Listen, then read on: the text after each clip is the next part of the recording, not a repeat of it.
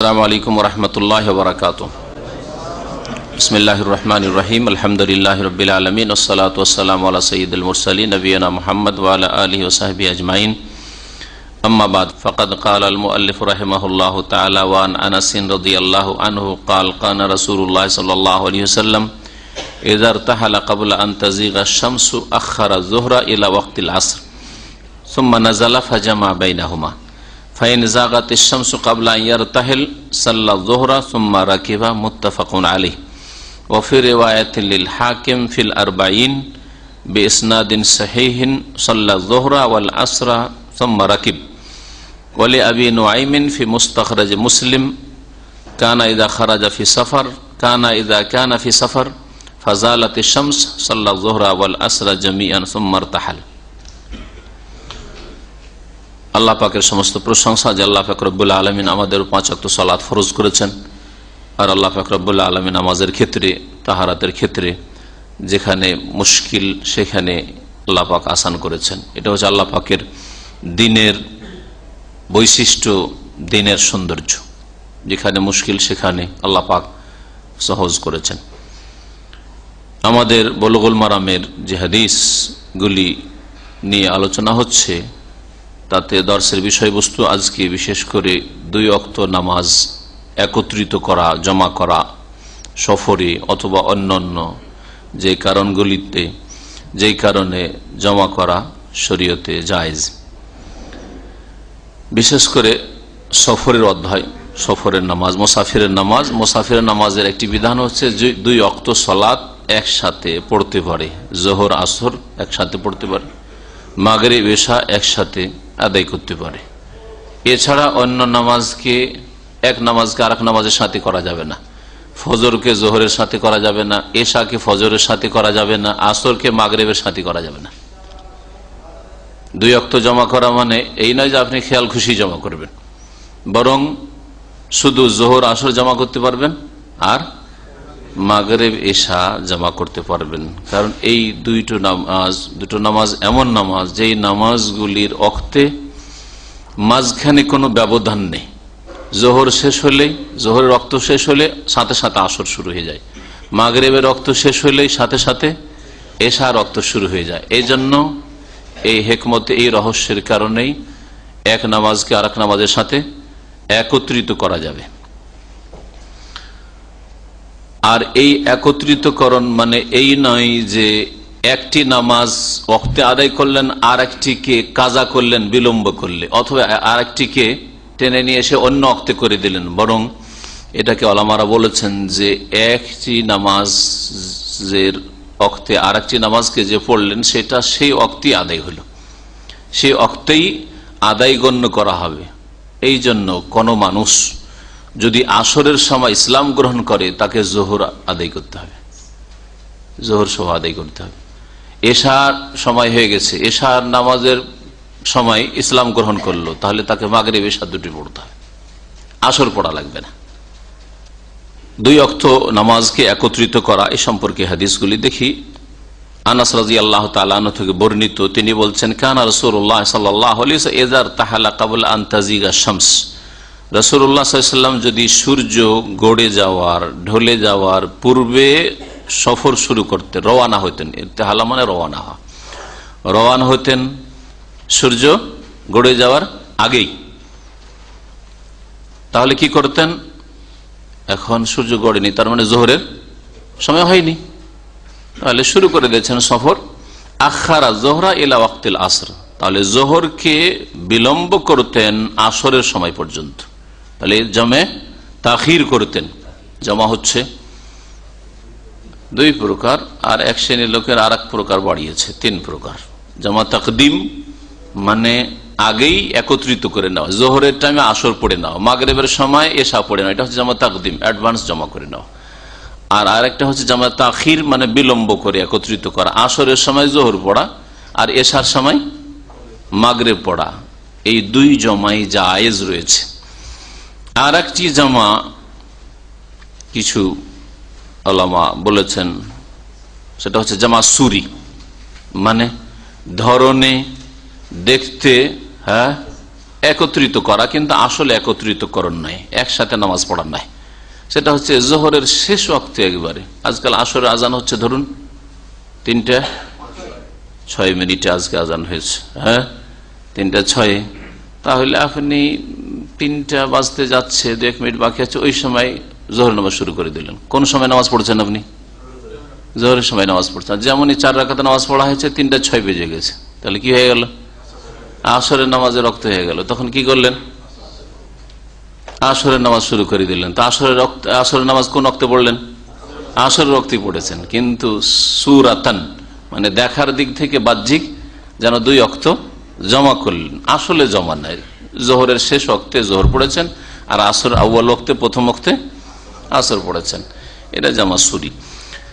সবগুলি জায়েজ রয়েছে। নবী করিম সাল্লাল্লাহু আলাইহি ওয়াসাল্লাম জামা তাকদীম করেছেন আর জামা তাখির করেছেন। এই হাদিসে দেখেন, সূর্য এখনো মাথার উপর থেকে গড়ে যায়নি, তার মানে জোহরের সময় হয়নি। তখন কি করতেন?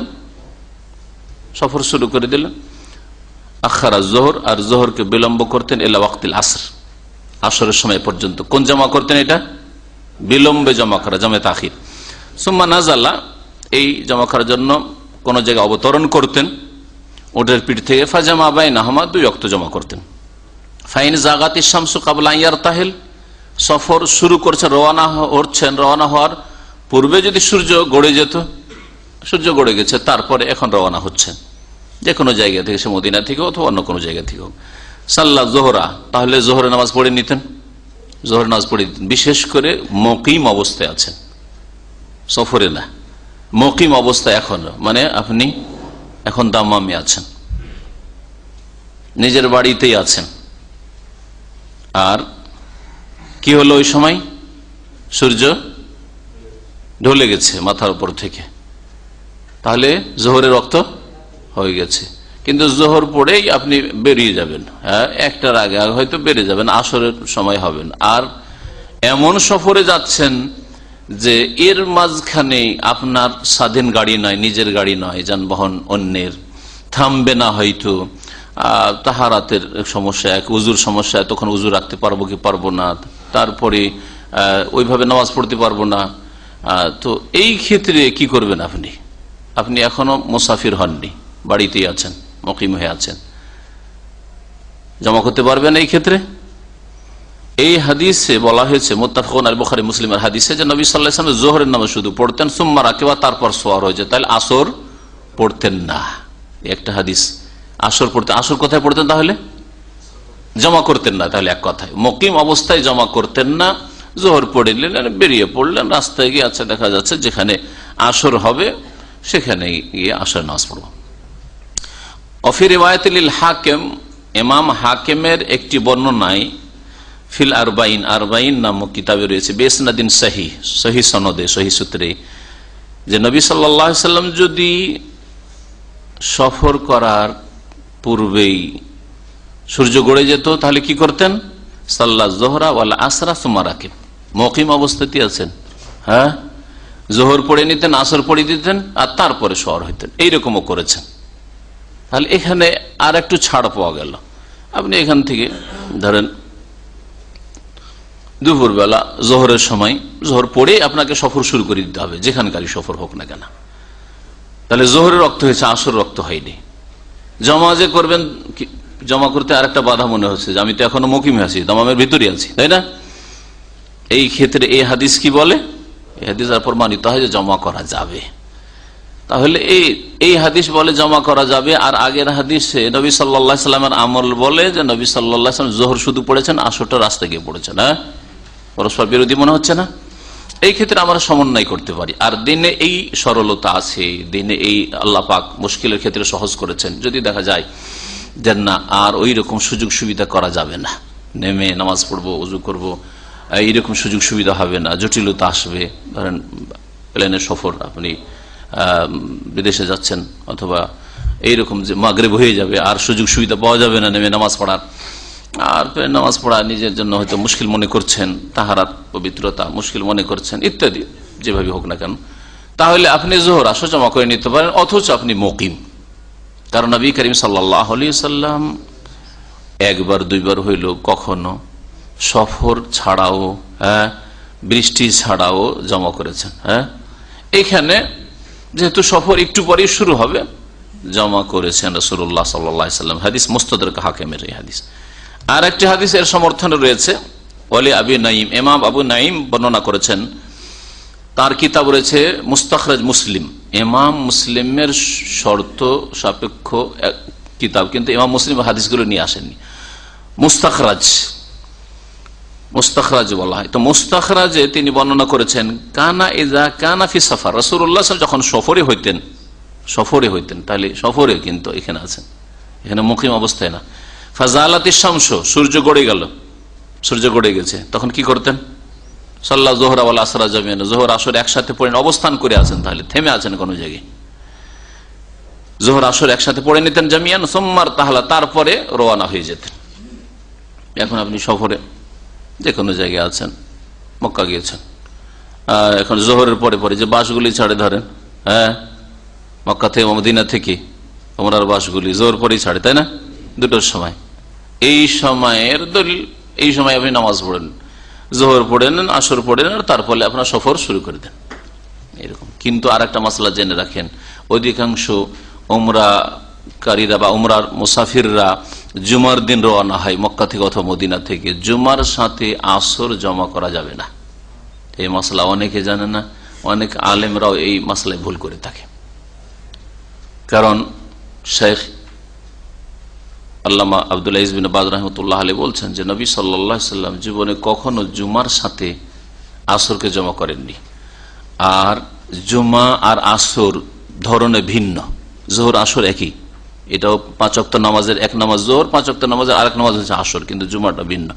যদিও জুমাটা জোহরের বিকল্প, মানে জুমা পড়লে আর জোহর নেই, হ্যাঁ, এই তো।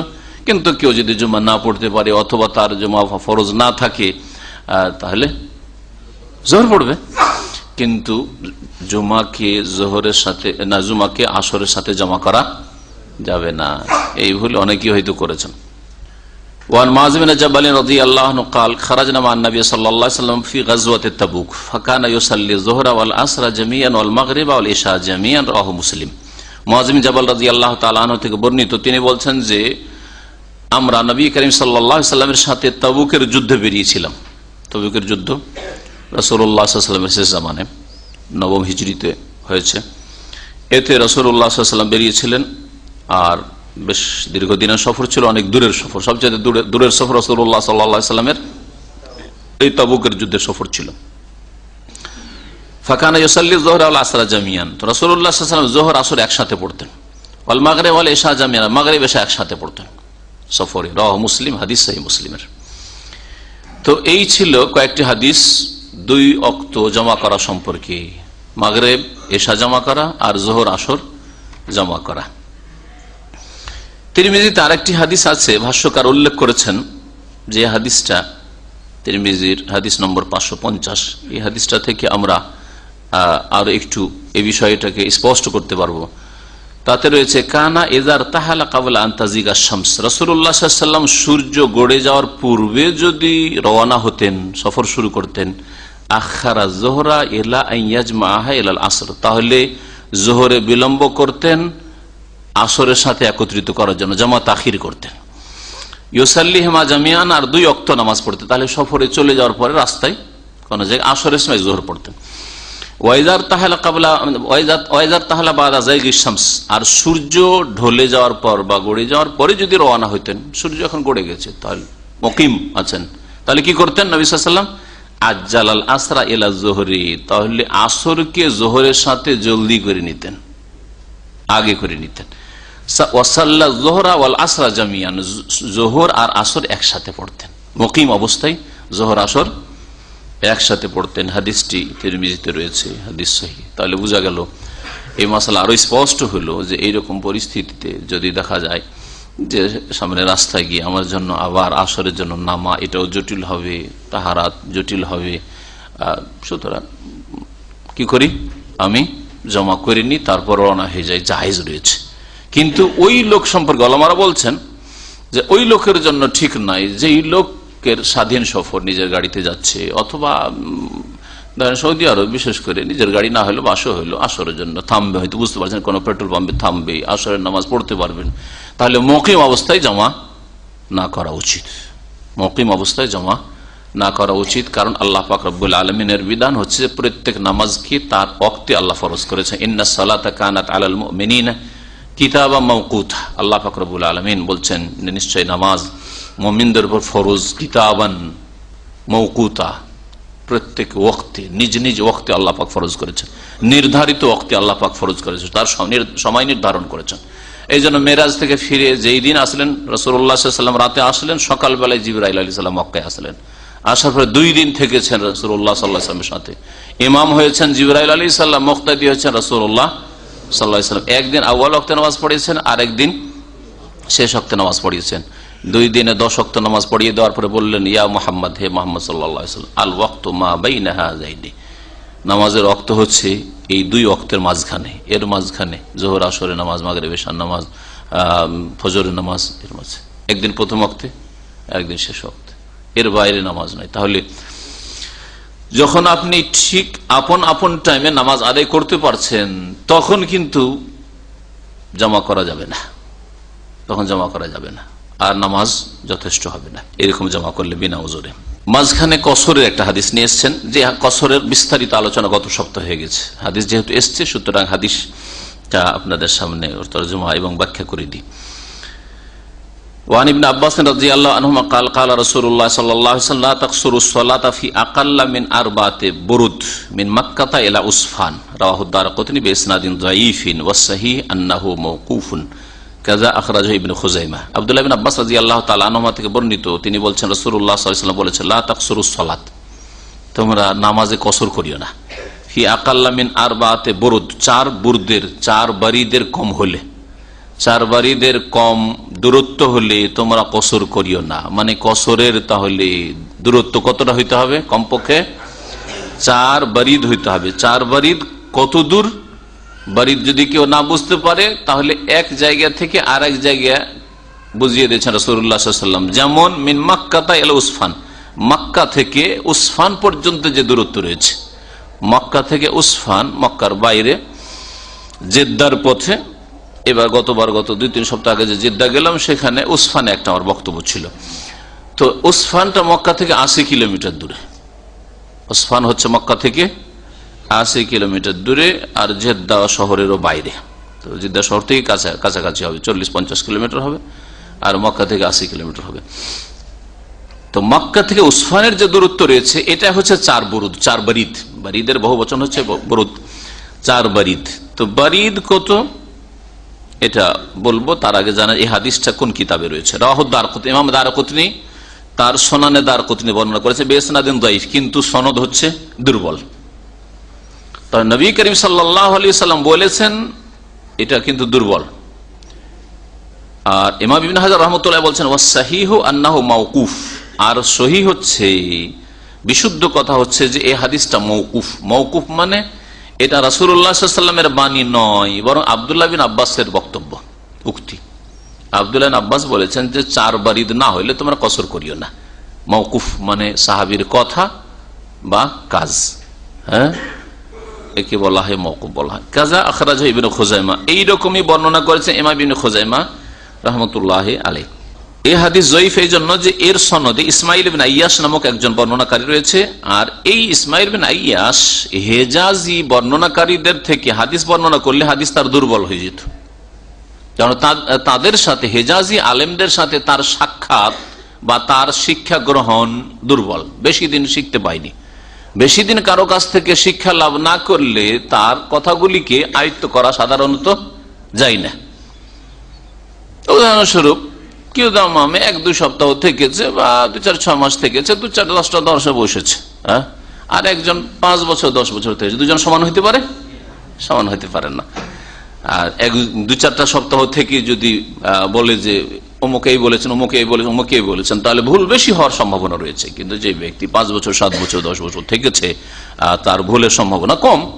তো ঠিক এই উদাহরণটা দিয়ে আমি বোঝাতে চাইলাম, কিছু কিছু বর্ণনাকারী রয়েছে যে তারা নিজের শহরের ওস্তাদ থেকে হাদিস গ্রহণ করতে গিয়ে তো মজবুত, হয়তো ওই ক্ষেত্রে তাকে জয়ীফ বলা হয়নি। কিন্তু অন্য শহরে যাদের সাথে বেশি তার দেখা সাক্ষাৎ হয়নি, এক দুবার দেখা সাক্ষাৎ হয়েছে, আর কিছু হাদিস তার থেকে বর্ণনা করতে গেছে, তারপরে সনদে বা হাদিসের বিষয়বস্তুতে তো ভুল করে ফেলেছে, এই কারণে তাদের ভুল একটু বেশি হয়ে যাওয়ার কারণে বলা হয়েছে যে হেজাজিদের থেকে, হেজাজ মানে মক্কা মদিনা, মক্কা মদিনার আলেমদের বর্ণনাকারীদের থেকে হাদিস বর্ণনা করতে গিয়ে ইসমাইল বিন আইয়াস দুর্বল। আর একজন বর্ণনাকারী আব্দুল ওয়াহাব বিন মুজাহিদ মতরুক, পরিত্যক্ত। ওয়াসসাহি আন-নাযারিক মিন কওলি ইবনে আব্বাস। এজন্য সহি কথা হচ্ছে যে 4 বারিদের কম হলেই কসর করা যাবে না। এটা হচ্ছে আব্দুল্লাহ বিন আব্বাস রাদিয়াল্লাহু তাআলা আনহুমা সাহাবীর বক্তব্য, যেমন ইমাম বাইহাকী বলেছেন। 4 বারিদ মানে হচ্ছে 1 বারিদ সমান 4 ফারসাখ, তাহলে 4 4 16 হলো, 4 4 16 হলো, 16 ফারসাখ হলো। আর 1 ফারসাখ সমান 3 মাইল, তাহলে কত হলো?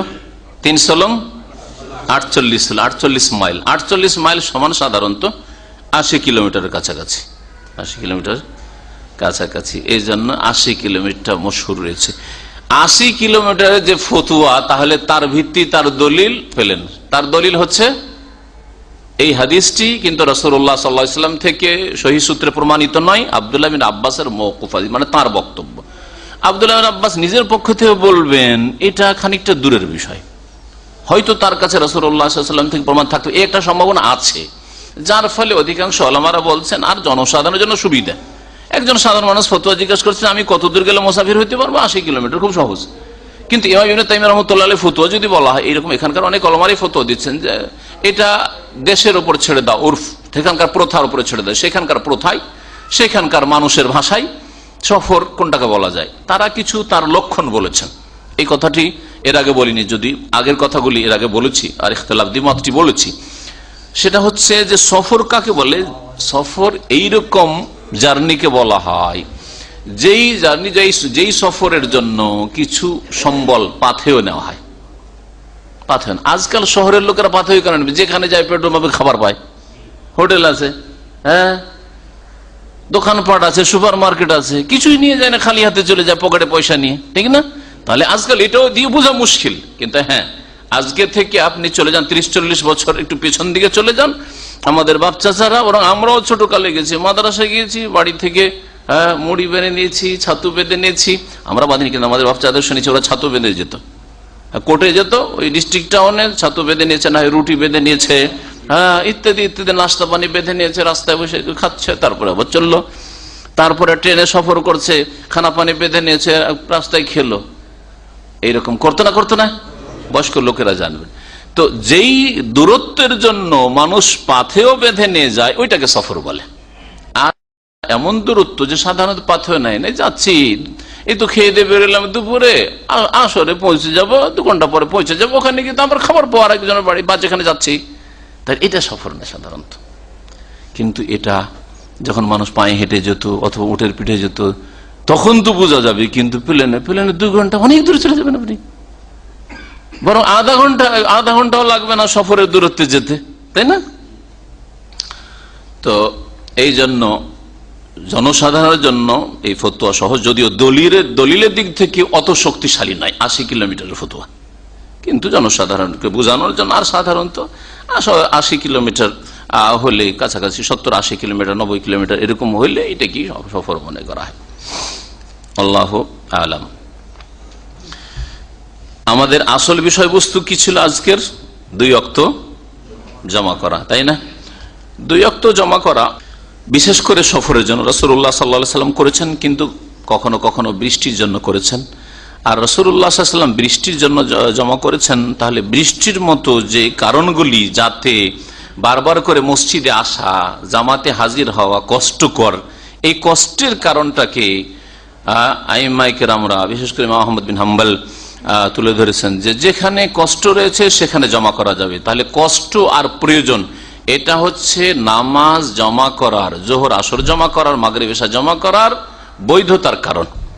যেখানে আপনার কষ্ট বা প্রয়োজন জমা না করলে খানিকটা মুশকিল হচ্ছে, তাহলে সেখানে জমা করবেন। সেটা সফরও হইতে পারে, বৃষ্টি তো হইতে পারে, রাস্তাঘাটে কাদা হয়ে গেছে, এটা হইতে পারে, তারপরে ঝড় তুফান হইতে পারে, ঝড় মাগরিবে কোন রকম গিয়েছি যে ঝড় চলছে আর এর সাথে আসা মুশকিল, তাহলে জমা করে না। বৃষ্টি নেই কিন্তু ঝড় আছে, বৃষ্টিতে জমা করা যাবে, ঝড়ে জমা করা যাবে না, করা যাবে। এইরকমই অসুস্থ যদি থাকে, বারবার আসতে পারবো না, তাহলে জমা করে নি। ভয়, কোন কোন ওলামারা বলছেন ভয়ের ক্ষেত্রে জমা করা যায়। ভয় মানে শত্রুর ভয়, কিন্তু অনেক গবেষক ওলামারা বলেছেন না, যদি কারো ভয় থাকে তাহলে বাড়ি থেকে বেরোবে না, বাড়িতে নামাজ পড়বে, তার জন্য জামাতে যাওয়া। জামাত ফরজ নয়, জামাত ওয়াজিব নয় তার জন্য। যদি মনে হয় যে দিনে আমার যেতে অসুবিধা নেই, দুশ্মন বলে ভয় নেই মাগরিবে যেতে, কিন্তু এর সাথে গেলে রাতের অন্ধকারে ভয় আছে, তাহলে যাবে না, বাড়িতে নামাজ পড়ে। জমা করা আর কসর করায় পার্থক্য, জমা করা আর কসর করায় পার্থক্য রয়েছে। জমা করা হচ্ছে জায়েজ, প্রয়োজনে, কষ্ট হইলে, আর কসর করা হচ্ছে কি ওয়াজিব, সুন্নাতে মুআক্কাদা না জায়েজ? সুন্নাতে মুআক্কাদা। এই ক্ষেত্রে দুটি মত রয়েছে। একটা মত হচ্ছে যে কসর হচ্ছে ওয়াজিব, ইমাম আবু হানিফা রাহমাতুল্লাহ আলাইহির মত এটি, কসর হচ্ছে ওয়াজিব। কসর কি ওয়াজিব যেহেতু তারা বলে, এই জন্য আমাদের দেশের মানুষরা আমাকে অনেক সময় জিজ্ঞেস করে যে শেখ আমি তো এখানে আসলে গেছিলাম সফরে, কিন্তু 4 রাকাত পড়ে ফেলেছি, ভুল করে ফেলেছি কিনা। এই প্রশ্ন এই জন্য উঠে, কারণ মগজের ঢুকে আছে যে কসর করা ওয়াজিব, তাহলে তো ওয়াজিব তরক হয়ে গেছে, গুনাহগার হয়ে গেছি। জায়েজ কেউ বলেননি, হয় কসর ওয়াজিব আর না হলে সুন্নাতে মুআক্কাদা। অধিকাংশ আইম্মায়ে কেরামরা বলেছেন, 3 ইমাম আর অন্যান্যরাও সকলে বলছেন যে কসর হচ্ছে সুন্নাতে মুআক্কাদা। রাসূলুল্লাহ সাল্লাল্লাহু আলাইহি ওয়াসাল্লাম সফরে কসরই করেছেন, ওয়াজিব কেন নয়? খলিফা রাশেদ উসমান রাদিয়াল্লাহু তাআলা আনহু কসর করেননি, 4 রাকাত নামাজ পড়েছেন মেনায়, তাহলে তিনি কি ওয়াজিব ছেড়েছেন? এই জন্য আর এইরকমই বেশ কিছু দলিল যে ওয়াজিব করার, ওয়াজিব মানে ফরজ, ওয়াজিব ফরজ করার কোনো একটা দলিল নেই, সেই জন্য কসরকে ওয়াজিব বলা ঠিক নাই। শুধু ওই যে প্রথম ফরজ হচ্ছিল 2 রাকাত নামাজ, আয়েশা রাদিয়াল্লাহু আনহা হাদিস, ওইটা হচ্ছে ইমাম আবু হানিফার দলিল। 2 রাকাত ফরজ হয়েছিল, আর তারপরে সফরে ওইটাকে বহাল রাখা হলো, ফাওয়াকিরাত সালাতু সাফার ওয়াজিদা ফিল হাজার, আর হাজারে বাড়িতে মুকিম থাকলে বেশি করে দেওয়া হলো, আর 2 রাকাত 4 করে দেওয়া হলো। এছাড়া আর কোনো দলিল নেই। পক্ষান্তরে অন্য আইম্মারা বলছেন যে উসমান রাদিয়াল্লাহু তাআলা খলিফা রাশেদ আর খলিফা রাশেদিনের অনুসরণ করতে বলে, সুন্নাতকে আঁকড়ে ধরতে বলা হয়েছে। তিনি মেনাতে 4 রাকাত পুরা নামাজ পড়েছেন, তাহলে আর সাহাবাই কেরামরা ওই রকম বিরোধিতা করেননি, চুপ থেকেছেন। যদি ওয়াজিব তরক হয়ে যেত তাহলে অবশ্যই বিরোধিতা করতেন, কিন্তু আব্দুল্লাহ বিন মাসউদ সাহাবী তিনি আপত্তি করলেও বিরোধিতা মানে এরকম নাই যে জামাত ছেড়ে আলাদা নামাজ পড়েছেন, এরকম করেননি, জামাত ছাড়েননি। কসর করা ওয়াজিব হলেও গুনাহগার, তো গুনাহগার হতে যাবে নাকি? জামাত ছাড়েননি বলছে। তিনি বলেছেন ইন্নাল খিলাফা শাররুন, কেউ বলল যে আপনি যখন তার বিপরীত ফতোয়া দিচ্ছেন তাহলে আপনি আবার 4 কেন পড়ছেন উসমানের সাথে? তখন বলছে দেখো, খলিফার সাথে, রাষ্ট্র নেতার সাথে ইখতিলাফ করা, দ্বিমত করা, এটা হচ্ছে খারাপ মন্দ কাজ, এতে ফিতনা ছড়াবে, এতে গ্রুপিং দলাদলি হয়ে যাবে, আমার দলে কিছু লোক চলে আসবে, বিভাজন দেখা যাবে, এক উম্মতে ফাটল ধরবে, এটা জায়েজ নাই। সেই জন্য আমি ইখতিলাফ করছি না, 4 পড়ছি, তিনিও 4 পড়েছেন, কারণ খলিফার, অথচ সুন্নাতে মুআক্কাদার খেলাফ, তারপরেও তিনি আনুগত্য করেছেন। তাহলে এতে থেকে আরো বোঝা যায় যে কখনো যদি এইরকম অপ্রীতিকর অবস্থা হয় আপনার জন্য, যে আপনি সুন্নতের খেলাফ কাজ করতে হচ্ছে, কিন্তু এতে ঐক্য বহাল থাকছে, এতে ফাটল ধরছে না, অথবা এতে ফিতনাকে এড়াতে পারছেন, ফিতনা থেকে মুক্ত থাকতে পারছেন বা রাখতে পারছেন দেশের মানুষকে, তাহলে সেই ক্ষেত্রে ইখতিলাফ হচ্ছে শর। কিন্তু যেখানে কাবিরা গুনার বিষয় আসবে, যেখানে বড় অপরাধের বিষয় আসবে না, সেখানে অবশ্যই হাত টেনে নিতে হবে, কারণ আল্লাহ পাকের নাফরমানি করে কারো আনুগত্য করা জায়েজ নয়। উলামায়ে কেরামদের ইখতিলাফ রয়েছে নামাজ জমা করা সম্পর্কে, যে নামাজ জমা করা কি, এই নামাজ জমা করা জায়েজ তো কেমন জায়েজ, আগে না পরে, না শুধু বাহ্যিক জামা সুরি, এই মর্মে ইখতিলাফ রয়েছে। ভাষ্যকার বলছেন ইখতিলাফ আল উলামা ফি জাওয়াজিল জামই ইলা সালাসাত আকওয়াল, উলামাদের ইখতিলাফ রয়েছে নামাজ জমা করা সম্পর্কে, আর তাদের 3টি মত রয়েছে। ফাজাহাবাল জমহুর, অধিকাংশ উলামায়ে কেরাম, ইমাম শাফি, ইমাম আহমদ, 2 ইমাম আর তার সাথে মুহাদ্দিসিন কেরামরা, তারা বলছেন জাওয়াজু জামই তাকদিম ও তাখির, আগে করেও জমা করা জায়েজ, আর তাখির বিলম্ব করে জমা করা জায়েজ। জোহরের সময় আসর পড়াও জায়েজ, আর আসরের সময় জোহর পড়াও জায়েজ। এইরকমই মাগরিবের সময় এশা পড়ে নেওয়া জায়েজ, আর মাগরিব এশার সময় পড়ে নেওয়া জায়েজ। সুতরাং আপনারা সফরে অনেক সময় দেখেন যে ড্রাইভার মাগরিব হয়ে অন্ধকার হয়ে চলে যাচ্ছে, গাড়ি চালিয়ে যাচ্ছে, হইচই শুরু করে দেয়। এটা অজ্ঞতা, হইচই কেন করবে? আমি সফরে আছি, এরকম হয়েছে, আমি চুপ আছি, ঠিক আছে, অন্ধকার হলো অসুবিধা, আমি তাখির করলাম, ড্রাইভার থামতে চাই না, ও ভাবছে যে হয়তো গিয়ে এমন এক জায়গায় থামবো যে সেখানে নাস্তা বানিয়ে আবার তো খাওয়া দাওয়া হয়ে যাবে, হয়তো এসার সময় মাগরিব জমা করবো, রাত 9টার সময়, অসুবিধা দেখি, হ্যাঁ পিছন দিকে হইচই শুরু করে দিয়েছে। এইরকমই যদি দেখা যায় যে জোহরের সময় থামছে না, আসরের সময় থামলো না, কোনো অপরাধ করেনি।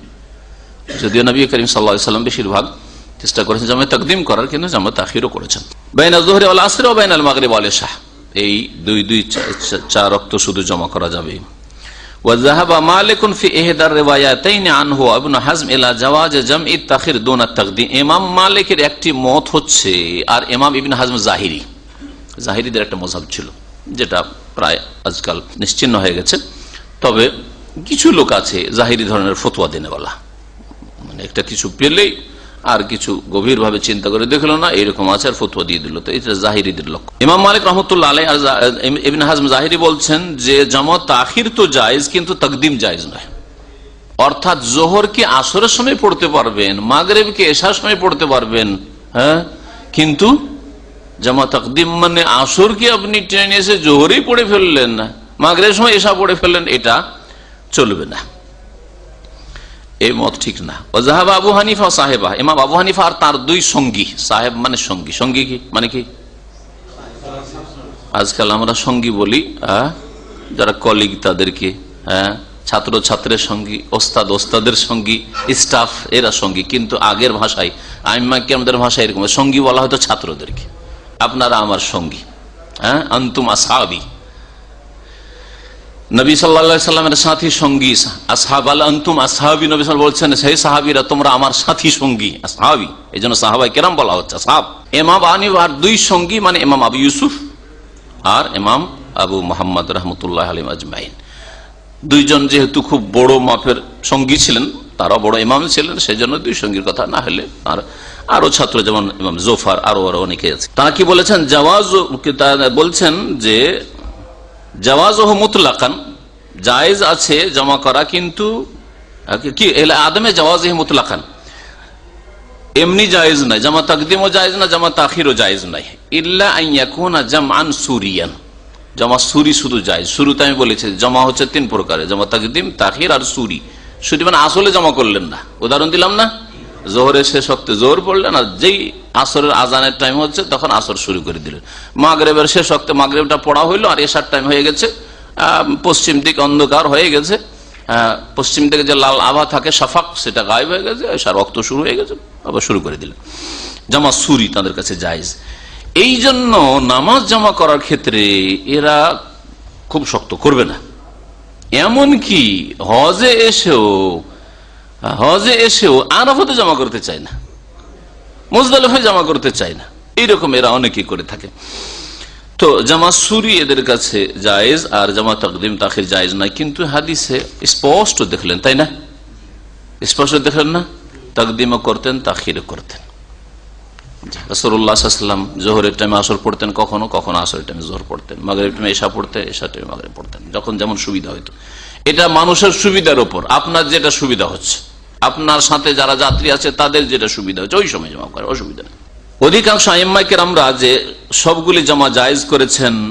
আর এই ক্ষেত্রে আর একটা দিক রয়েছে মুসাফিরের, সেটা হচ্ছে মুসাফির দুই রকম, একটা হচ্ছে চলন্ত অবস্থার মুসাফির, একটা হচ্ছে অবস্থানরত মুসাফির, চলছেন সফরে, আর একটা হচ্ছে না থেমে আছেন, মক্কায় গিয়ে আছেন একদিন, দুদিনের জন্য, 3 দিনের জন্য, কি আপনি মুসাফিরি, কিন্তু আপনি অবস্থান করে আছেন, যে কোনো জায়গায়, অন্য কোনো জায়গায় হোক, আপনি অবস্থান করে আছেন, কিন্তু এখনো মুকিম, সেখানে মুকিমের হুকুম আপনি হননি। তো এই জমাটা শুধু চলন্ত অবস্থায় যখন জার্নি চলছে সেই সময় শুধু, নাকি যখন অবস্থান করে থাকবেন তখন? অধিকাংশ আইম্মাকেরা বলছেন সাওয়াউন কানাল মুসাফিরুন নাজিলান ফি সাফারি, সফরে কোনো জায়গায় অবস্থানকারী হোক, আও জাদ্দান বিহি সাইর, অথবা সফররত অবস্থায় হোক। ওয়াস্তাদাল্লু, আর অধিকাংশ আইম্মায়ে কেরামরা মুয়াত্তা মালিকের হাদিস 330 নম্বর হাদিস মুআয রাদিয়াল্লাহু তাআলা হতে বর্ণিত, তারা দলিলে পেশ করেছেন নবী সাল্লাল্লাহু আলাইহি ওয়াসাল্লাম কি করতেন? আখারা সালাতা ইয়াওমান ফি গাজওয়াতি তাবুক, একবার নামাজ বিলম্ব করলেন তাবুক যুদ্ধে। সুম্মা খারাজা, তারপরে বের ফাসাল্লা যুহরা ওয়াল আসরা জামিয়ান, যুহর আসর একসাথে পড়লেন। সুম্মা দাখালা, তারপরে প্রবেশ করলেন। সুম্মা খারাজা, তারপরে আরেকবার বেরোলেন তাঁবু থেকে। ফাসাল্লাল মাগরিব ওয়াল ইশা, আর মাগরিব ইশা জমা করলেন। নবী সাল্লাল্লাহু আলাইহি ওয়াসাল্লাম এইভাবে জমা করেছেন। আর এর আগে জমার হাদিসগুলো দেখলেন, আগে পরে সব রকম জমা নবী সাল্লাল্লাহু আলাইহি ওয়াসাল্লাম করেছেন। জমা করার ক্ষেত্রে আরেকটি যে মাসলা আসলো, যে শুধু চলন্ত অবস্থায় জমা করবেন না অবস্থানরত অবস্থায় মুসাফির আপনি জমা করতে পারবেন। এই মর্মে উত্তম হচ্ছে যখন চলছেন তখন জমা করেছেন, যখন অবস্থান করে কোনো জায়গায় আছেন তখন জমা করিয়েন না। মক্কায় মদিনায় বসে আছেন, মক্কা মদিনায় তো মানুষ নেকির জন্য মসজিদে যায়, সেজন্য আপন আপন ওয়াক্তে পড়ে। অন্য কোনো জায়গার কথা বলি তাহলে বেশি উদাহরণটা সুন্দর হবে, তাই না? এখান থেকে গিয়ে আপনি রিয়াজে বা জিদ্দে আছেন, অবস্থান করে আছেন হোটেলে বা যে কোনো জায়গায়। এখন ওখানে অবস্থান করা অবস্থায় আপনি জোহর আসর একসাথে জমা করবেন নাকি আলাদা আলাদা সময় নামাজ পড়বেন? মাগরিব এশা একসাথে জমা করবেন না আলাদা আলাদা সময় পড়বেন? যদিও জমার মশলাটি আগেই বলেছি কি জায়েজ, সুন্নাত বলবেন না, জায়েজ। কিন্তু নবী সাল্লাল্লাহু আলাইহি ওয়াসাল্লাম যেহেতু জমা করেছেন সেই জন্য এই ছাড়টা কবুল করা উচিত। এই ক্ষেত্রে যখন চলার অবস্থায় থাকবেন তখন জমা করা উত্তম, আর যখন আপনি অবস্থান করে কোন জায়গায় থাকবেন তখন আপন আপন ওয়াক্তে নামাজ পড়াই উত্তম, আপন আপন অবস্থা ওয়াক্তে নামাজ পড়া উত্তম। তাহলে যখন আপনি জিদ্দায় অথবা রিয়াজে আপনি অবস্থান করে আছেন, জোহরের সময় আজান হচ্ছে নামাজ হচ্ছে, জোহর পড়েন, আসরের সময় আজান হচ্ছে নামাজ হচ্ছে, নামাজ পড়েন। কিন্তু আপনার প্রয়োজন, খুব ক্লান্ত হয়ে এসছি আর এখন একটু আমাকে 4-5 ঘন্টা ঘুম দিতে হবে, যদি ঘুমিয়ে যায় তো আসরে জাগতে পারবো না, একটু প্রয়োজন আপনার। তাহলে এইরকম কোন কোন সময় অবস্থানরত অবস্থায়ও মুসাফির মানুষ জমা করতে পারে। যদি আপনি হোটেলে অবস্থান করে আছেন, জোহরের সময় আসর পড়ে নিলেন, তারপরে ঘুমিয়ে গেলেন, ঠিক আছে আমি 5টা পর্যন্ত ঘুমাবো, তারপরে উঠবো, জায়েজ রয়েছে। না যায় সেটা নাই। মুসাফির হলে কসর, সফরের সাথে খাস হচ্ছে কি কসর, আর জমা শুধু সফরের সাথে খাস না। জমা সফরে হইতে পারে, বৃষ্টিতে হইতে পারে, বৃষ্টিতে কসর চলবে না, ঝড় তুফানে কসর চলবে না, তারপরে রাস্তায় কাদা রয়েছে, কসর চলবে না, কিন্তু জমা চলবে। অসুস্থ কসর চলবে, অসুস্থ মানুষকে 4 রাকাতই পড়তে কসর চলবে না, কিন্তু জমা চলবে। মশলাগুলি ভালো করে বুঝবেন। এখন জমা বললাম তখন কসরও ধরিয়ে দিবেন, বাড়িতে বসে অসুস্থ মানুষ আর 2 রাকাত করে পড়া শুরু করে দিলেন, আল্লাহ কবুলই করবেন না। কোন কোন ওলামারা বলেছেন যে শুধু চলন্ত অবস্থায় জমা করা যাবে, কারণ একটা হাদিস সহিহ বুখারীতে এরকম আছে, ওইটাকে ওরা দলিল ধরে নিয়েছে।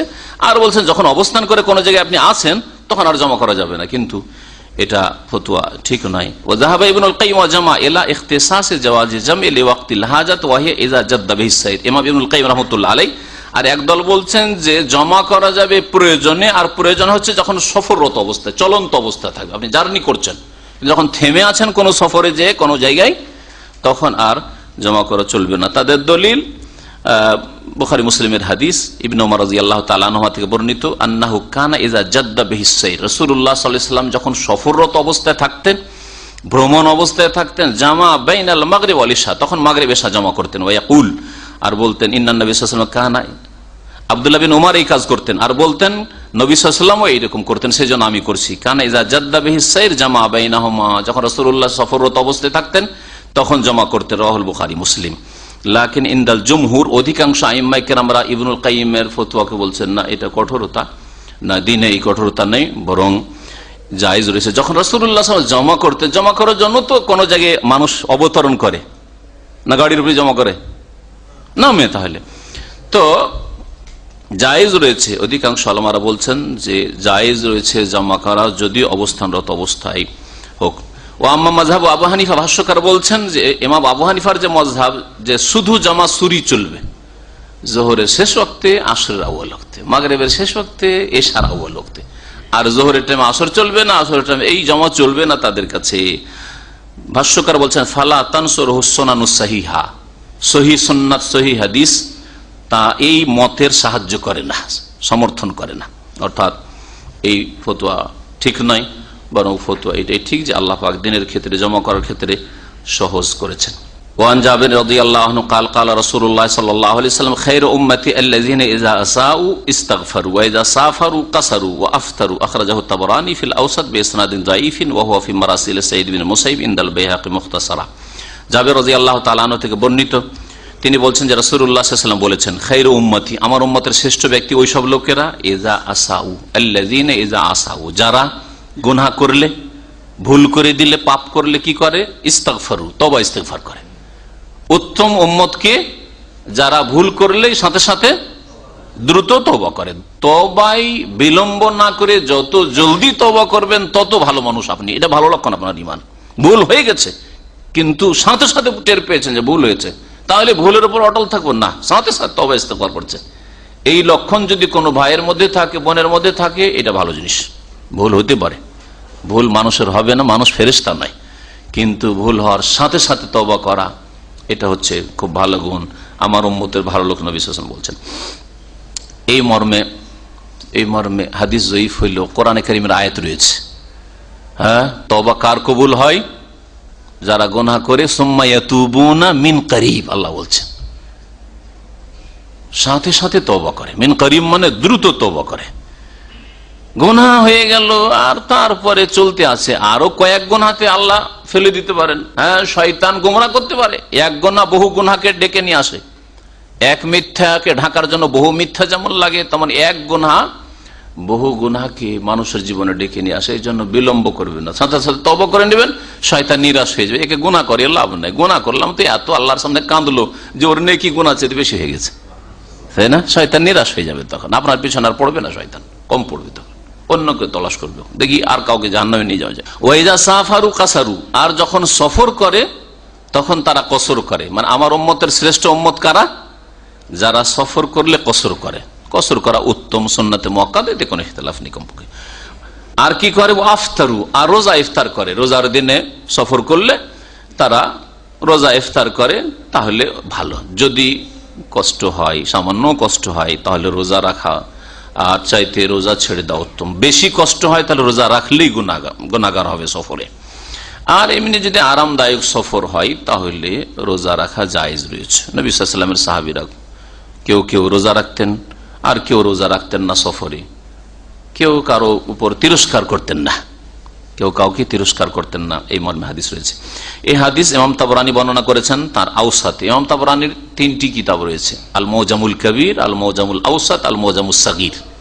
মুজামুল আওসাত যেটা মধ্য ধরনের কিতাব রয়েছে সেই কিতাবে, কিন্তু সনদ হচ্ছে যায়ীফ, দুর্বল।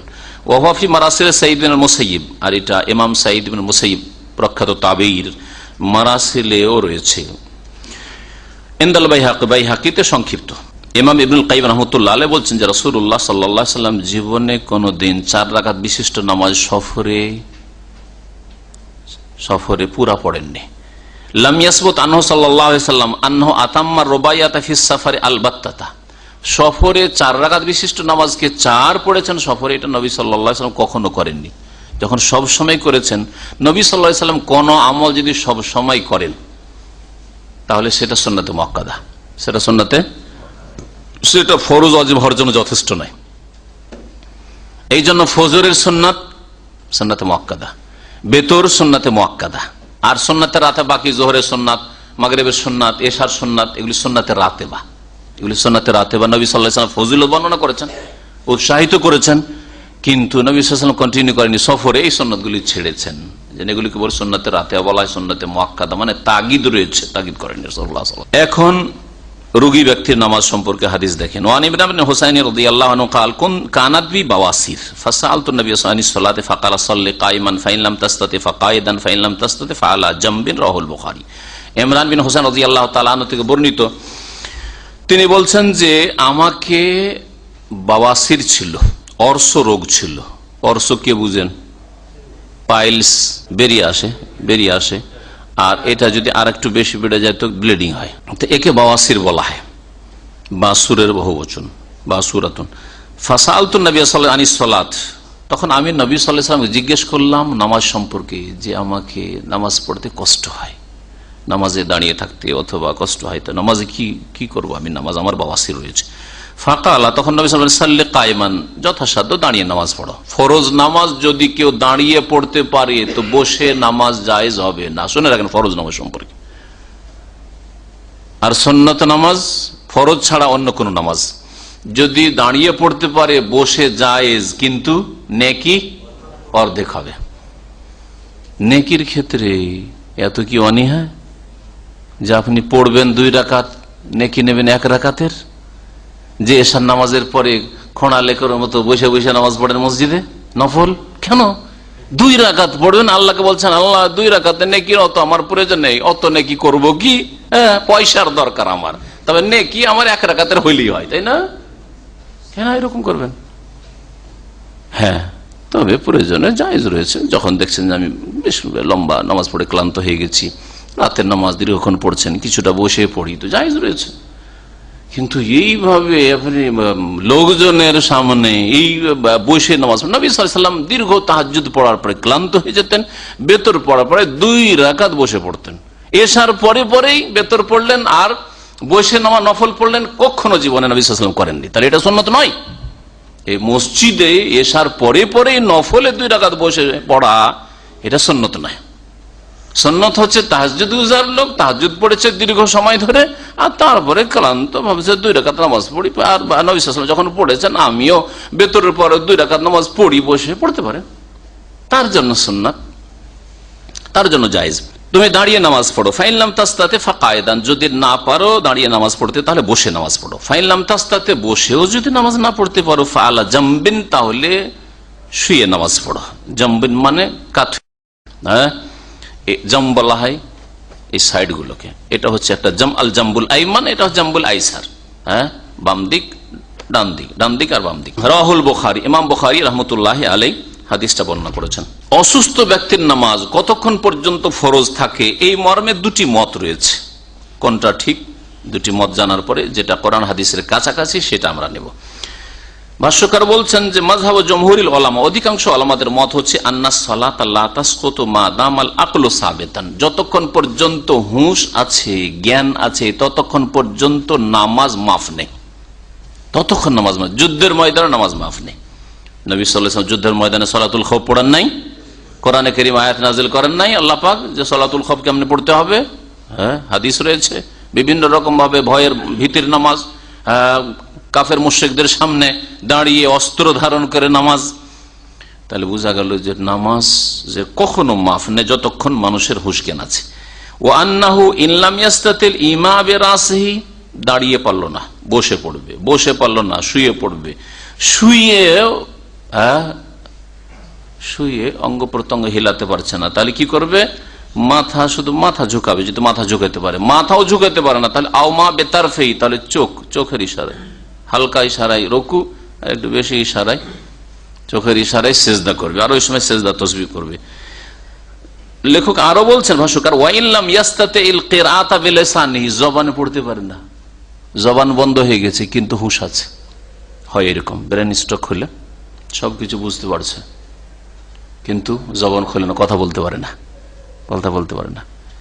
একজন আলেমের সম্পর্কে আমাদের এক ভাই বর্ণনা করলো যে হঠাৎ করে জোহরের নামাজের পরে, জোহর নামাজ পড়ে মুসাল্লায় বসে আছে, আর কথা বলছে না, তাকাচ্ছে, কথা বলতে পারছে না। তারপরে ঝরঝর করে চোখ দিয়ে পানি আসে, কান্না করছে। উনি ভিতরে বুঝতে পারছেন যে আমি কিন্তু অসুস্থ হয়ে পড়েছি আর আমি কথা বলতে পারছি না, কিন্তু লোকেরা আশেপাশে বুঝতে পারছেন তসবিহ করছে হয়তো বসে বসে, না ঝরঝর করে চোখ দিয়ে পানি বেরোচ্ছে। তো এটা হয় ব্রেন স্ট্রোক হলে বা যে মস্তিষ্কে রক্তক্ষরণ হলে।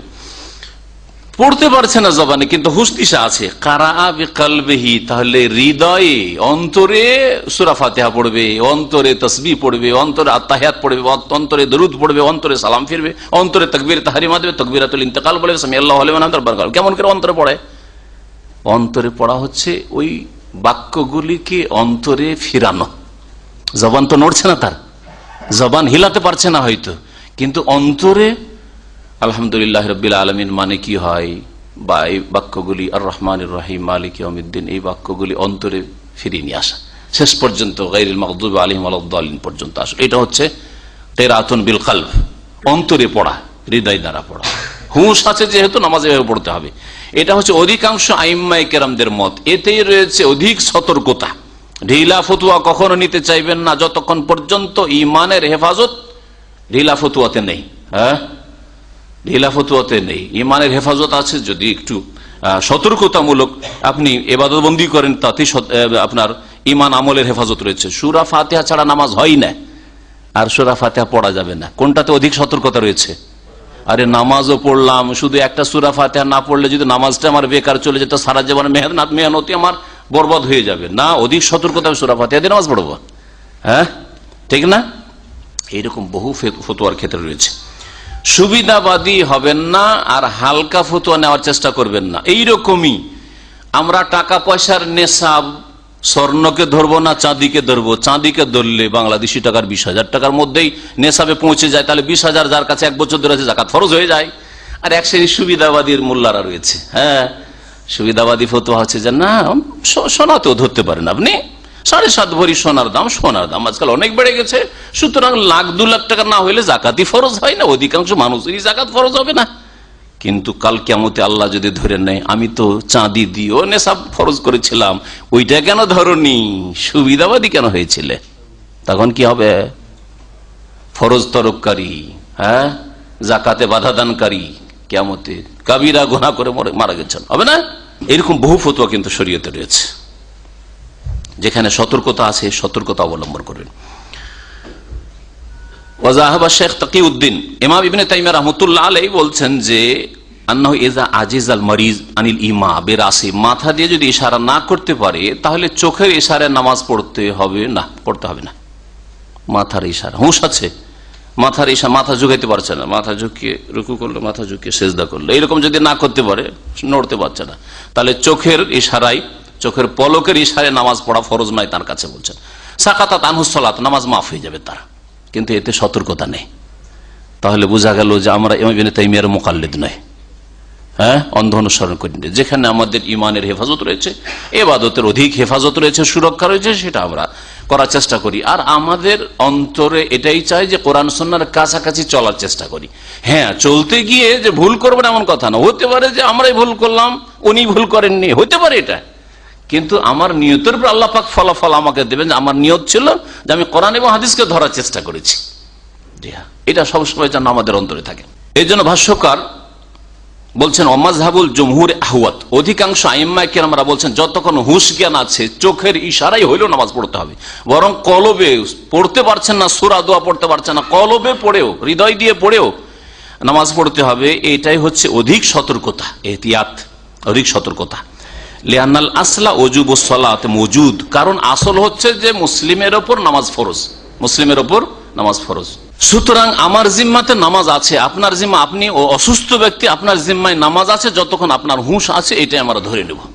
আমার এতে অধিক, আল্লাহ এই কথা জিজ্ঞেস করবে না, আরে তোর হুঁশ ছিল তো কি হইলো, তুই মাথা ঝোঁকাতে পারছিলি না, কেন নামাজ পড়েছিস, এটা জিজ্ঞেস করবেন। কিন্তু এটা জিজ্ঞেস করতে পারেন যে তুই চোখের ইশারে নামাজ পড়তে পারছিস, তোর হুঁশ ছিল, কেন নামাজ পড়িসনি, ঠিক না? যে হ্যাঁ, এটা হচ্ছে অধিক সতর্কতা ঈমান আমলের ক্ষেত্রে। ওয়ান জাবের রাদিয়াল্লাহু আনহু, জাবের রাদিয়াল্লাহু তাআলা হতে বর্ণিত কাল, তিনি বলছেন আদান নবী সাল্লাল্লাহু আলাইহি ওয়াসাল্লাম মারিজান, নবী সাল্লাল্লাহু আলাইহি ওয়াসাল্লাম একবার অসুস্থ ব্যক্তির জিয়ারত করলেন, মানে অসুস্থ ব্যক্তিকে দেখতে গেলে সাক্ষাৎ করলেন। ইয়াদত করা মানে পরিচর্যা করা হয়, দেখাশোনা করা হয়, দেখতে যাওয়া হয়, খোঁজ খবর নেওয়া হয়, ব্যাপক অর্থ, যা বাংলা একটা শব্দ দিয়ে ইয়াদতের অর্থ করা খুব মুশকিল।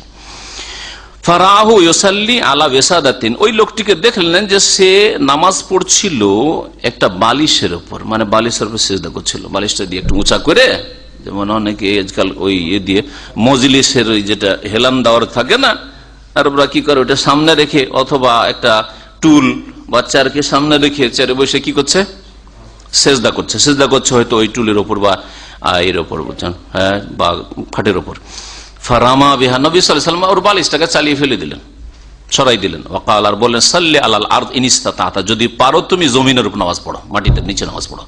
ওয়া ইল্লা, যদি না পারো ফাআউমে ঈমান, তাহলে ইশারা করো, মাথার ইশারায় নামাজ পড়ো, কিন্তু মাথাটা রাখবে বালিশের উপর, জমিনে রাখতে পারছো না, এইভাবে নামাজ পড়বে না। ওয়াজআল সুজুদাক আখফাজ মিন রুকুইকা, আর সিজদাকে রুকু থেকে বেশি ঝুঁকিয়ে করো, সিজদাতে মাথাটা রুকুর চাইতে বেশি ঝুঁকিয়ে নেবে। তাহলে রুকুতে যদি এতটা ঝুঁকেন তাহলে আপনি সিজদা আরো একটু বেশি ঝুঁকবেন, যেহেতু রুকুর চাইতে, যে দাঁড়ানো ব্যক্তি রুকুর চাইতে বেশি ঝুঁকে সিজদাতে, সেজন্য বেশি ঝুঁকবেন, তাতে বোঝা যায় যে আপনি সিজদা করছেন এখন রাহুল, বা এমনিও যাতে আপনার ওইভাবে নামাজটা আদায় হয়। রাহুল বাইহাকি, ইমাম বাইহাকি হাদিসটা বর্ণনা করেছেন। ইমাম আবু হাতেম হাদিসটাকে মওকুফ বলেছেন, মানে এটা নবী সাল্লাল্লাহু আলাইহি ওয়াসাল্লামের ঘটনা তাইলে নয়, জাবেরের ঘটনা। আল্লাহু আলাম। ওয়ান আয়েশা রাদিয়াল্লাহু আনহা قالت রাআইতু নবী সাল্লাল্লাহু আলাইহি ওয়াসাল্লাম ইউসাল্লি মুতারাব্বিয়ান, রাওয়াহু আন-নাসাই ওয়া সাহাহুল হাকিম। এই হাদিসের আগে শুধু একটা কথা বলি। হাদিসের যে ব্যাখ্যাটা হলো যে এতে নবী করিম সাল্লাল্লাহু আলাইহি ওয়াসাল্লাম বালিশের উপরে সিজদা করতে নিষেধ করলেন, বরং ইশারা, মাথার ইশারা মানে মাথা ঝুঁকিয়ে নামাজ পড়তে বললেন। এই হাদিস দ্বারা যেটা বুঝতে পারলাম সেটা হচ্ছে যে এইরকম কোন উঁচা জায়গাতে সেজদা করবেন না। যদি আপনি মাটিতে সেজদা না করতে পারেন তাহলে কোনো কিছু রেখে সেজদা করা নয়, বরং মাথা ঝুঁকাবেন, সেটাই হবে আপনার সেজদা। আয়েশা রাদিয়াল্লাহু তাআলা আনহা থেকে বর্ণিত, তিনি বলছেন রাআইতুন নবী সাল্লাল্লাহু আলাইহি ওয়াসাল্লাম, আমি নবী সাল্লাল্লাহু আলাইহি ওয়াসাল্লামকে দেখেছি ইউসাল্লি মুতারাব্বিয়ান, তিনি নামাজ পড়তেন। মুতারাব্বিয়ান কি তরজমা করো? আমাদের দেশে উর্দু ভাষা দিয়ে তরজমা করে, ওই রকম তরজমা করে দিই, কারণ এর বাংলা আমি খুঁজে পাচ্ছি না। যদি পারেন কেউ তো হেল্প করবে। সেটা হচ্ছে চার জানু হয়ে বসে নামাজ পড়বে। আমাদের দেশে লোকে বলে চার জানু হওয়া। মুতারাব্বিয়ান, আরবা থেকে, আরবা মানে কি? চার। তো এমন ভাবে বসলেন যে একটা পা ফোল্ড হইলো, ফোল্ড হওয়াতে একটা পা এইরকম হইলো, দুই হইলো, আর একটা পা দুই দুই চার হয়ে গেল। মুতারাব্বি, এইভাবে বসে পাকে আপনি আপনার রানের তলায় ঢুকিয়ে দিয়েছেন, এইভাবে বসে রাসূলুল্লাহ সাল্লাল্লাহু আলাইহি ওয়াসাল্লাম নামাজ পড়েছেন। এই ক্ষেত্রে দাঁড়ানো অবস্থায় যে কাজগুলি করতে হয় ওই কাজগুলি এইভাবে করা ভালো, কারণ নবী সাল্লাল্লাহু আলাইহি ওয়াসাল্লাম মুতারাব্বি এইরকম নামাজ পড়েছেন। তো দাঁড়িয়ে আপনি ধরেন সূরা ফাতিহা করেন, তাই না? আর কি করেন? দাঁড়ানো অবস্থায় রুকু করেন, তাহলে দাঁড়ানো অবস্থায় সূরা ফাতিহা পড়া অবস্থায় আর রুকুর অবস্থায় এইভাবে বসবেন, ঠিক আছে? আর সেজদা কোন অবস্থায় করে? সেজদা করে তখন এইভাবে বসে, তাই না? দুই সেজদার মাঝখানে বৈঠক করে এইভাবে। সুতরাং সেজদা করার অবস্থায় যখন আপনি সেজদার তসবিহ পড়ছেন সেই সময় ওইভাবে বসবেন, এটা হচ্ছে সবচেয়ে ভালো। তাহলে আপনার বৈঠকে বোঝাও যাবে যে আপনি এখন দাঁড়ানো অবস্থায়, মানে আপনি সূরাতে আছেন, রুকুতে আছেন, নাকি আপনি আছেন বৈঠকে আত্তাহিয়াতে আছেন, দুরূদ পড়ছেন, অথবা আপনি সেজদার অবস্থায় আছেন ইত্যাদি। আল্লাহু আলাম। তবে এইরকমও নামাজ পড়া জায়েজ রয়েছে, এইভাবে নামাজ পড়া জায়েজ রয়েছে। আর প্রসিদ্ধ হচ্ছে যে ওইভাবে পড়া, ওইটাই সাধারণ মানুষ, যারা সুস্থ মানুষ এইভাবে নামাজ পড়বে, পাকে পিছন দিকে করে, ওটাও পা মড়িয়ে, পা মোড়ানো ওতেও থাকছে কিন্তু পা পিছন দিকে থাকছে, আর এটা পা গুলি কিসের? রানের তলায় থাকছে। জি হ্যাঁ, এটাকে মুতারাব্বি বলা হয়।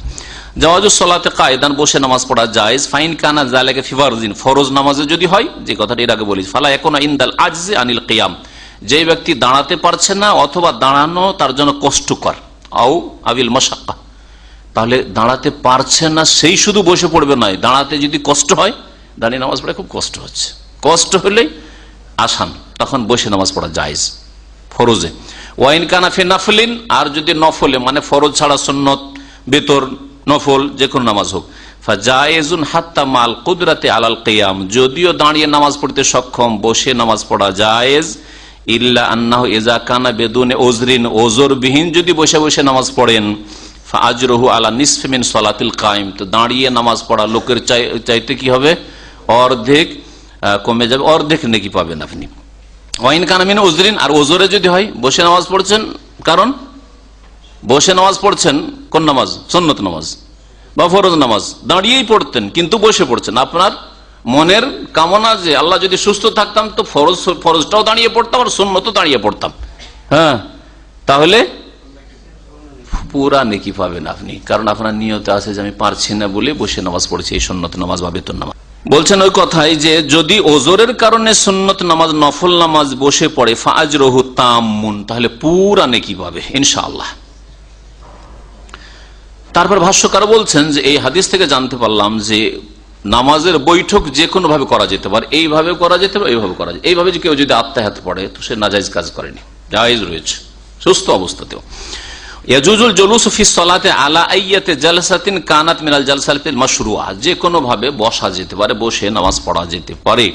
লাকিনাল আফজাল আন ইয়াকুনা মুতারাব্বিয়ান ফি মাওযিল কিয়াম, দাঁড়ানো অবস্থায়, মানে দাঁড়ানোর সময় যে দোয়াগুলি পড়েন, যেমন সূরা ফাতিহা, তারপরে রুকু, এই অবস্থাগুলিতে মুতারাব এইরকম বসবেন যেমন এই ভাই বসে আছেন। ও মুফতারিশান, আর বিছিয়ে বসবেন, ফি মাওযিল জুলুস, আর বসার জায়গায় যখন আত্তাহিয়াত পড়ছেন অথবা সেজদা করছেন, ওই সময়গুলোতে ওইভাবে বসবেন যেভাবে আমাদের অন্য ভাইরা বসে আছে এরা। ওয়াসসালাতু মুতারাব্বিয়ান হিয়াল্লাতী যাকারাত আয়েশা, আয়েশা রাদিয়াল্লাহু তাআলা আনহা শুধু এই অবস্থাটিকে বর্ণনা করেছেন কারণ নবী সাল্লাল্লাহু আলাইহি ওয়াসাল্লাম ওইভাবে নামাজ পড়তে দেখেছেন, আর নবী সাল্লাল্লাহু আলাইহি ওয়াসাল্লামকে নামাজ পড়তে এইভাবে বাড়িতেই দেখেছেন। তো নবী সাল্লাল্লাহু আলাইহি ওয়াসাল্লাম এইভাবেও নামাজ পড়েছেন। এখানে আমাদের অসুস্থ ব্যক্তির নামাজ, মুসাফিরের নামাজ আর নামাজ জমা করা এই বিষয়গুলি শেষ হলো। আল্লাহ পাক রব্বুল আলামিন যেন আমাদেরকে কোরআন ও হাদিস বুঝার তৌফিক দান করেন, কোরআন ও হাদিসের অনুসরণ করার তৌফিক দান করেন, রাসূলুল্লাহ সাল্লাল্লাহু আলাইহি ওয়াসাল্লামের তরিকায় জীবনযাপনের তৌফিক দান করেন। আল্লাহ পাক আমাদের ভুল ভ্রান্তি যেন মাফ করে দেন। ইচ্ছাকৃত অনিচ্ছাকৃত আমাদের ভুল ভ্রান্তি হলে, অন্যায় হলে আল্লাহ যেন আমাদের মাফ করে দেন। আল্লাহ পাক রব্বুল আমাদের উপর রহম করেন, আমাদের বাপ মায়ের উপর রহম করেন। আল্লাহ পাক আমাদের সকলকে জান্নাতুল ফিরদৌস দান করেন। সুবহান রাব্বিকা রাব্বিল ইজ্জাতি আম্মা ইয়াসিফুন ওয়া সালামুন আলাল মুরসালিন আলহামদুলিল্লাহি রাব্বিল আলামিন। কারণ নানা কারণ বর্ণনা করা হয়েছে, তার মধ্যে সবচেয়ে যেটা যুক্তিসঙ্গত কারণ আর সঠিক মনে হচ্ছে সেটা হচ্ছে যে তিনি ভাবলেন যে এই হজের মৌসুম আর এখানে জাহেল মূর্খ জ্ঞানী অজ্ঞানী নানান রকমের লোক, বেদুইন যাযাবর সবাই হজে আসছে, এসে যদি ওই মরুভূমিতে থাকা বকরি চড়া লোকেরা, উঁট চড়া লোকেরা এসে দেখে যে খলিফা 2 রাকাত নামাজ পড়ছে, তো ভাববে যে আসলে ইসলামে 2 রাকাত নামাজ আছে, আমাকে এতদিন 4 পড়তাম, তো ওই 2 নিয়ে চলে যাবে। এইরকম যেন গুমরাহি না ছড়িয়ে যায়, যার ফলে তিনি কি করেছিলেন, তার ইজতিহাদ এটা যে আমার এর থেকে যেন কেউ ভুল না বুঝে মূর্খ লোকেরা, যার ফলে তিনি পুরা নামাজ পড়েছেন যে এত লোকের ভিড় ভাড়ে 4ই পড়ি, 4 নিয়ে যাক, জোহর 4 নিয়ে যাক, আসর 4 নিয়ে যায়, এশা 4 নিয়ে যায়। বুঝা গেছে? আর কেউ কেউ বলেছেন যে ওসমান রাদিয়াল্লাহু তাআলা আনহু যেহেতু মিনাতে একটা বিবাহ করে নিয়েছিলেন আর যেহেতু ফ্যামিলি এখানে আছে সেই জন্য তিনি 4 পড়েছেন, কিন্তু এইসবের কোন বলিষ্ঠ প্রমাণ নেই তিনি মিনাতে বিবাহ করেছিলেন। আর তিনি এই কথা বলেনি যে আমি, তো তিনি করবেন তো বাকিগুলোকে কেন, তাহলে সাথে নিয়ে নামাজ পড়বেন। হ্যাঁ, পুরা। তারপরে মুসাফির যদি তার সাথে ফ্যামিলি থাকে তারপর মুসাফির, এই মাসলা এখানে আলোচনা হয়নি। এক কথা মনে হয়, মুসাফির যদি সফরে থাকে তার সাথে ফ্যামিলিও থাকে তারপরে সে মুসাফির। কিছু কিছু ওলামারা বলেছে স্ত্রী থাকলে তো আরাম, খেদমত করছে, রান্না করে দিচ্ছে, অসুবিধা কি, কেন পুরানো না, শ্বশুর বাড়ি গেছেন, কেউ কেউ এরকম ফতোয়া দেয়, শ্বশুর বাড়ি গেছেন নিজের বাড়ির মতো খাচ্ছেন থাকছেন, বড় বাড়ির চাইতে বেশি আরামে খাচ্ছেন, হ্যাঁ, তো ওইখানে কেন কসর, ওখানে কসর করেন। মুসাফির 80 কিলোমিটার দূরত্ব হয়ে গেছে শ্বশুর বাড়ি, তাহলে ওখানে আপনি কসর করেন যদি আপনার সাথে স্ত্রী আছে, এটাই ঠিক, আপনি মুসাফির। জি, নবী করিম সারা জীবন রফুল এদেন করেছেন। যারা রফুল এদেনকে অস্বীকার করেছে একটা বাহানা বানিয়ে এনেছে মনসুক রোহিত, রোহিতের কোনো দলিল নেই। রোহিত হয় আল্লাহ বলবেন, না রসুল বলবেন, না হয় সাহাবিরা বলবেন যে আমরা আগে করতাম এখন করি না, এরকম একটি হাদিস নেই, যার ফলে রফুল এদেন মনসুখ নাই। এটা হানাফিদের বড় বড় ওলামা, শাহুলিউল্লাহ মুহাদ্দিস দেহলভির মতো, তারপরে সিন্ধি যে মদিনার মুহাদ্দিস, হানাফি মুহাদ্দিস, তাদের মতো এরকম বহু ওলামারা। এখন দেওবন্দের পাশে সাহারানপুর যে মাজাহের বড় মাদ্রাসা আছে, সেখানকার যে শেখ ইউনুস সাহেব আছেন, শেখুল হাদিস, তার মতো লোক, তিনি সূরা ফাতিহা পড়েন। তার ছাত্ররা, আমার অনেক বন্ধুরা আছে, ওরা বলে যে আমাদের শেখ বলতেন, শেখ ইউনুস সাহেব, অথচ দেওবন্দের পরে বড় মাদ্রাসা, মানে দেওবন্দের মধ্যে বড় মাদ্রাসা, তো বলছে আমাদের শেখ বলতেন যে मैं সূরা ফাতিহা পড় लेता हूं, কারণ এতে আমার সতর্কতা রয়েছে। মানুষ সবসময় নিজেকে সেভ করে চলবে, দুনিয়ার ক্ষেত্রে সেভ চলছেন। রাতের অন্ধকারে 5000 রিয়াল পকেটে থাকলে যাত্রার গাড়িতে চাপছেন না আপনি, হ্যাঁ, না রে আজকে হেঁটে যাবো না, পকেটে টাকা আছে, ভাই একটু পৌঁছে দেন তো বাসা, হ্যাঁ, আমরাও করি যে আজকে পকেটে টাকা আছে, চলো গাড়িতে চড়িয়ে যায়, না তো এমনি হেঁটেই যেতাম, ঠিক না? তাহলে দুনিয়ার ক্ষেত্রে এত সেভ চলাফেরার চেষ্টা করি, আর নামাজটাকে সেভ করবেন না আপনি? নামাজটা আসল ইমান, আপনার আমল। ইসলামী ব্যাংক অন্য ব্যাংকের চাইতে তো ভালো, ইসলামী ব্যাংক অন্য ব্যাংকের চাইতে ভালো, পুরোপুরি যদি মুক্ত না হয় আল্লাহ ভালো জানে। তাদের মধ্যেকারই অনেকে বলেছেন পুরোপুরি মুক্ত নাই, কিন্তু আমাদের নাই, আমার চাইতে কানাওয়াম ভালো। তারপরে তারা বলছে যে আমরা শরিয়া ভিত্তিক করছি, এরপরে যদি তারা কোনো মিথ্যা আমাদের বিবৃতি দেয় বা ভুল বুঝায় তাহলে তারা জবাবদিহি করবে। জায়েজ আছে। যদি আপনি দাম্মাম শহরে ঢোকার আগে কোনো জায়গায় ওয়াক্ত হয়ে গেছে, ভাবছেন এখানে গেলেও হয়তো নামাজ পড়তে পারে, আর জোহর পড়ছেন, তার সাথে আসর পড়ে নেন ওইখানে, তাহলে আর এখানে এসে পড়া লাগবে না। তবে যদি আপনি রাস্তাঘাটে বাইরে থাকেন, হ্যাঁ, মসজিদে সামিল হয়ে যাবেন। কোন মুসলিম নামাজ চলছে আর বাইরে বসে থাকবে, এটা জায়েজ নয় এভাবে, কারণ এতে ভুল বুঝবে মানুষ, ভুল বুঝবে, হয় আপনাকে হিন্দু মনে করবে, খ্রিস্টান মনে করবে, আর না হলে বলে যদি আপনি মার খামার দাড়িওয়ালা আমার আপনার মতো হয়তো কি রে দাড়িওয়ালা লোক নামাজ পড়ে না বসে আছে, অথচ আপনি হয়তো রিয়াজের রোডে আপনি নামাজ পড়ে এসছেন, হ্যাঁ, না জায়েজ না। আপনি ঘরের ভিতরে বসেন, আর না হলে এইরকমই রোজার দিন পানাহারের ক্ষেত্রে বাইরে রাস্তাঘাটে হোটেলে খাবেন না। যদি আপনি দেখেন যে আমি সকাল 10টা 11টার সময় সফর থেকে আসলাম, আজকে রোজা রাখিনি, সফরে ছিলাম যেহেতু, তো আপনি লুকিয়ে খান, লোকের সামনে খাবেন না, যাতে ভুল না বুঝে মানুষ আপনাকে ফাসিক না বলে, মুত্তাহাম না করে, অভিযুক্ত না হন, এক। আর 2 নম্বর কথা, অন্যরা বিভ্রান্ত না হয়, অমুককে খেতে দেখেছি, আমি খেলাম তো ওই লুকি, আমি রোজা ছাড়লাম তো ওই লুকি, গুমরা হবে লোক। নিশ্চিত কসর চলবে না। স্থানীয় ইমাম, ভাই জিজ্ঞেস করছেন যে স্থানীয় ইমাম মানে সে 4 পড়বে, তাহলে ইমাম যদি 4 পড়ে তার পেছনে কসর করা জায়েজ নয়, ইমামের অনুকরণ করতে হবে এই ক্ষেত্রে। জি, 2 ওয়াক্ত জমা করলে বেশি ব্যবধান যেন 2 নামাজের মাঝখানে না থাকে। 2 নামাজের মাঝখানে এই জন্য সুন্নত পড়া নবী সাল্লাল্লাহু আলাইহি ওয়াসাল্লাম থেকে প্রমাণ নেই। 2 নামাজের মাঝখানে যদি আস্তাগফিরুল্লাহ আস্তাগফিরুল্লাহ আল্লাহুম্মা তাসামিকা সাল্লাম তাবারাক ইয়াজাল জালাল ওয়াল ইকরাম এতটুকু পড়ে ঠিক আছে। অথবা কারোর সাথে কোনো কথা বলে ইমামকে বলছেন 1 মিনিট এই করেন সেই করেন, একটা কিছু বললে একটা ভুল হয়েছে সেই জন্য, কিন্তু ওর মাঝখানে 10 মিনিট ইমাম সাহেব বক্তব্য শুরু করে দিল, তারপরে চলেন আসর জমা করি, এটা জায়েজ নয়, তাহলে জমা করা চলবে না। 4 মাস ফাঁসিও ফেলে তো কাফেরদেরকে বলা হয়েছে, যেমন তোমাদের সাথে চুক্তি আছে 4 মাস যেখানে যাবে, যে কাফেরকে মুসলমানদেরকে বলা হয়েছে চিল্লা লাগাও লা হাওলা ওয়ালা কুওয়াতা ইল্লা বিল্লাহ, এটা তো কোরআনে কাফেরদেরকে বলা হয়েছে যে তোমাদের সাথে এতদিনের চুক্তি, খুব ঘোরাফেরা করে নাও, হ্যাঁ মক্কার আশেপাশে যেখানে ঘুরবা ঘুরো, তারপরে না, হ্যাঁ। তো বিষয় অন্যরকম, আসলে মূর্খামি এটা, জেহালত। আর এই 40 দিনের জন্য মুসা আলাইহিস সালাম গিয়েছিলেন, ওই জন্য বলছে এটা চিল্লা, আমরা ওখান থেকে দলিল পেশ করে, আল্লাহ হেদায়েত করে। তো যাই হোক, আর একটা যেটা জিজ্ঞেস করেছে বা বিষয় জিজ্ঞেস করেছে যে আমরা বুখারী মুসলিম মানি আর মুওয়াত্তা মালিক মানি না, এটা অজ্ঞতা, জেহালত, মিথ্যা অপবাদ, আর এটা জেহালত। প্রথম কথা, মুওয়াত্তা মালিকের অধিকাংশ হাদিসগুলি বুখারী মুসলিমে চলে এসেছে। মুওয়াত্তা মালিককে কুতুবুস সিত্তা বা সিহাহ সিত্তা আমাদের দেশের ভাষায় সিহাহ সিত্তাতে এই জন্য গণ্য করা হয়নি। অনেক ওলামারা বলেছেন 6 নম্বর কিতাব মুওয়াত্তা মালিক, ইবনে মাজাহ নয়, ইবনে মাজাহের জায়গায় মুওয়াত্তা মালিককে গণ্য করেছে। কিন্তু অধিকাংশ মুহাদ্দিসিনরা বলছে যে না, মুওয়াত্তা মালিককে গণ্য করে তো লাভ নেই, মুওয়াত্তা মালিকের সবগুলি হাদিস প্রায় চলে এসছে বুখারী মুসলিমে। তাহলে এমন একটা হাদিসকে ওখানে শামিল করো 6টি প্রসিদ্ধ কিতাবে, যাতে অতিরিক্ত কিছু হাদিস আছে যেগুলো আবু দাউদে নাই, নাসাইতে নাই, তিরমিজিতে নাই, ইবনে মাজাহতে বেশ কিছু নতুন হাদিস রয়েছে যেগুলো অন্যান্য কিতাব, বুখারী মুসলিমও নাই, অন্য কিতাবগুলি সুনানের কিতাবও নেই। এই জন্য কুতুবুস সিত্তা বা সিহাহ সিত্তা হচ্ছে, সিহাহ সিত্তা নয়, সূক্ষ্ম ভাষা। তারপরে দেশের ভাষায় বলছি, মাঝে মাঝে দেশের ভাষা মানুষের বুঝার উদ্দেশ্যে বলি, এটাকে বৈধ করার জন্য বলি না বা ঠিক বলার জন্য বলি না। বুখারী, মুসলিম, আবু দাউদ, নাসাই, তিরমিজি, ইবনে মাজাহ। ইবনে মাজাহর জায়গায় অনেক মুহাদ্দিসরা, সবাই নয় বা অধিকাংশ নয়, বরং কিছু মুহাদ্দিসরা মুওয়াত্তা মালিকের শামিল করেছে। মুওয়াত্তা মালিক আমরা পড়েছি এবং এর হাদিস আমাদের জানা আছে, ছোট্ট একটি কিতাব, তারপরে কিতাব ছোট, এই সাইজের কিতাব। তারাবি যে 11 রাকাত, এই হাদিস তো মুওয়াত্তা মালিকে রয়েছে সহিহ সনদে। হ্যাঁ, জিবরাইল আলাইহিস সালাম আম্মানি জিবরিল ইনদাল বাইতে, এই হাদিস মুওয়াত্তা মালিকে রয়েছে, এই হাদিস মুওয়াত্তা মালিক আছে যে বাইতুল্লাহর কাছে জিবরাইল আলাইহিস সালাম আমার ইমামতি করলেন আর আমি 2 দিন নামাজ পড়লাম তার পেছনে, এটাও মুওয়াত্তা মালিকে রয়েছে। তো এগুলো হচ্ছে মূর্খতা অথবা মিথ্যা অপবাদ, অজ্ঞতার কারণে বলা, আর না হইলে এগুলি হচ্ছে উদ্দেশ্যমূলক কথাবার্তা বলা। আল্লাহ পাক হিদায়াত সবাইকে দান করেন, আল্লাহ পাক অন্তরকে যেন বাঁকা না করে দেন। ও সাল্লাল্লাহু আলাইহি ওয়া সাল্লাম মুহাম্মদ।